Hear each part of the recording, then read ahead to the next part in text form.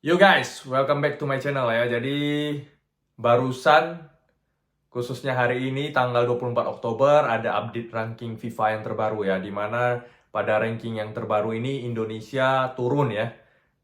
Dari kemarin akhirnya Indonesia turun sekarang ke posisi 130 ya. Setelah kalah dengan Cina kemarin ya, imbang dengan Bahrain kita dapat poin, tapi kita kalah dengan Cina akhirnya kita turun ya, sekarang di posisi 130 dengan nilai 1118,87 ya. Jadi semoga di bulan depan menghadapi Jepang dan Arab Saudi itu poinnya banyak itu, kalau seri atau menang tuh poinnya banyak, semoga kita bisa ambil poin di sana ya, kita bisa misi push rank, kita bisa naik peringkat lagi ya.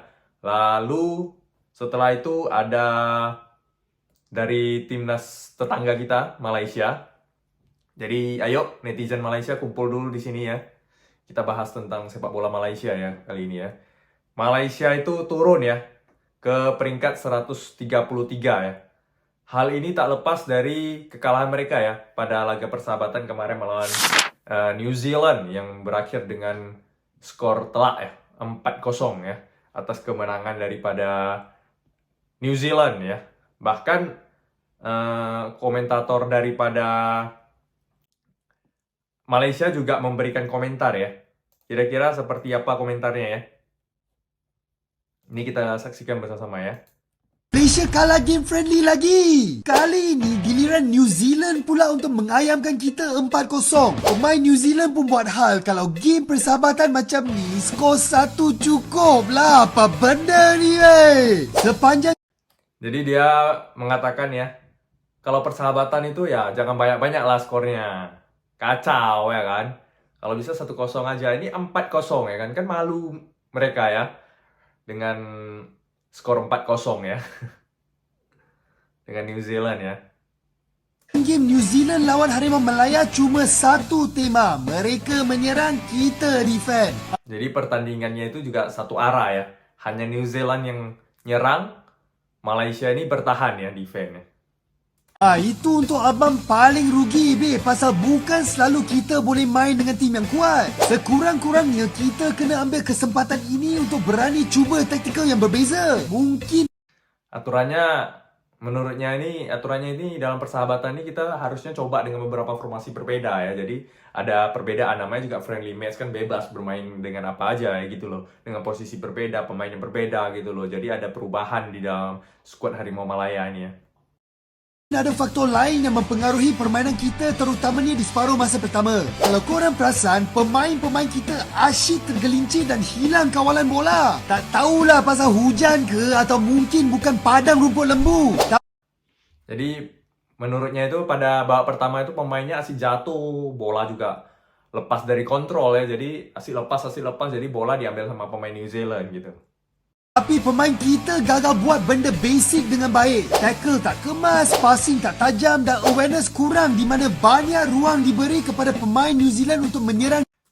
Jadi teknik-teknik dasarnya kurang bagus kalau dari si kawan ini ya. Katanya ya passingnya jelek, kontrol lapangan kurang, scanning juga kurang ya. Jadi ini membuat New Zealand tuh gampang menyerang mereka gitu.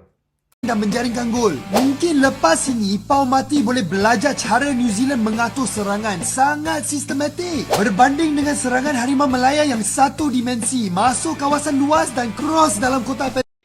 Jadi kalau bisa pelatih Malaysia ini belajar dari New Zealand ya, ada sistematik permainan. Kalau Malaysia kemarin cuma satu arah, masuk crossing ya. Penalti. Padahal pemain New Zealand semua tinggi-tinggi, macam mana nak skor? Korang setuju dengan abang tak? Jadi dengan permainan asik crossing itu gimana bisa menjebol gawang mereka ya, karena pemain-pemain daripada New Zealand ini tinggi-tinggi ya. Jadi ini agak susah bagi pemain Malaysia kemarin menang ya, ataupun mencetak gol ya. Jadi itu yang menyebabkan Malaysia turun ke peringkat 133 ya.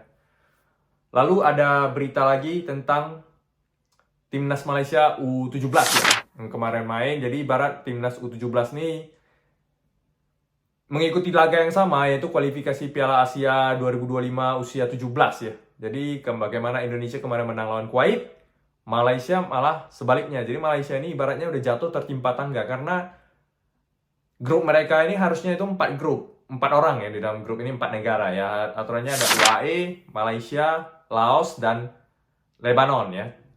Dan kalau normalnya itu, format normal itu ya pemenangnya itu yang diambil juara grup dan runner up terbaik ya. Runner up terbaik, jadi di antara pemain ini ya lihat siapa yang agregat terbaik, dicari 5 dari 10 grup ya. Jadi harusnya kalau ada bisa diambil peringkat kedua terbaik ya masih bisa ya. Tapi sayangnya Lebanon mengundurkan diri ya untuk ikut turnamen ini karena ada masalah di negaranya ya. Jadi hanya 3 peserta. Jadi akibatnya seluruh 10 grup ini diambil format yang baru di mana pemain tim terakhir itu nggak dikira. Ya, tim terakhir itu nggak dikira poinnya. Pertandingan dengan tim terakhir itu dengan tim juru kunci itu nggak dihitung. Jadi tinggal sekarang timnya 3, jadi kurang juru kunci juga nggak dihitung. Jadi tinggal 2 aja yang dihitung. Yang itu juara grup dan runner up. Jadi kemarin Malaysia itu kalah 2-0 lawan UAE ya. Lalu belum bertemu Laos. Jadi kecil kemungkinan untuk lolos juga udah berat ya. Karena untuk lolos tuh dengan harapan Laos mengalahkan UAE.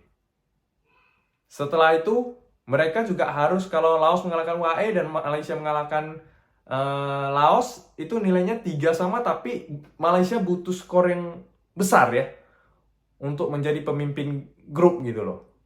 Karena itu hanya juara grup yang di grup ini yang diambil. Kalau runner up udah agak susah ya. Karena di grup-grup yang lain runner up itu udah poinnya udah 4, 5, 3 ya.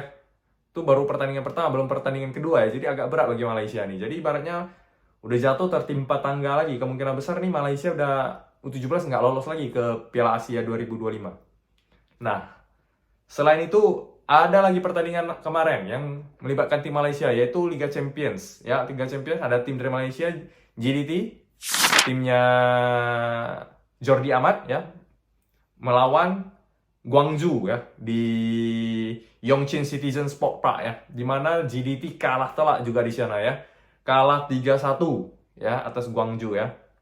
Sehingga menyebabkan ya tim dari Malaysia ini juga kalah di AFC ya. Jadi kekalahan beruntun nih baik dari timnas maupun daripada klubnya ya. Lalu nah, ada satu fakta menarik nih daripada Malaysia juga ya. Ini fakta menarik yang berhubungan dengan tim nasional juga, yaitu bagaimana teman-teman pasti ingat ya si Botak Ahmed Alkaf ya, yang memimpin pertandingan Indonesia dan Bahrain ya kemarin, yang menguntungkan Bahrain itu yang 9+6 jadi 9+9 ya. Ternyata si Botak ini juga yang memimpin pertandingan antara Bahrain melawan Malaysia di Piala Asia. Di Piala Asia kemarin, di mana pertandingan juga berakhir untuk kemenangan Bahrain. Kemenangan 1-0 dicetak di injury time menit 90+5 ya.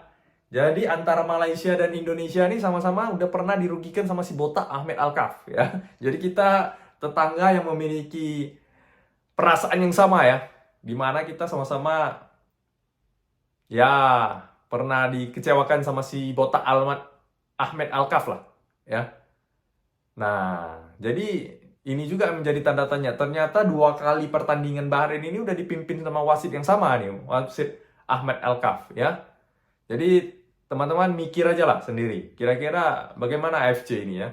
Ini Bahrain 2 kali dengan wasit yang sama dan menguntungkan Bahrain 2 kali ya, bukan sekali ya. Jadi teman-teman, gimana pendapatnya tolong di komentar ya. Tentang AFC dan Ahmed Alkaf inilah ya. Karena kita juga tetangga dengan Malaysia, ya semoga Malaysia juga bisa secepatnya bangkit juga ya seperti Indonesia, mengharumkan Asia Tenggara lah.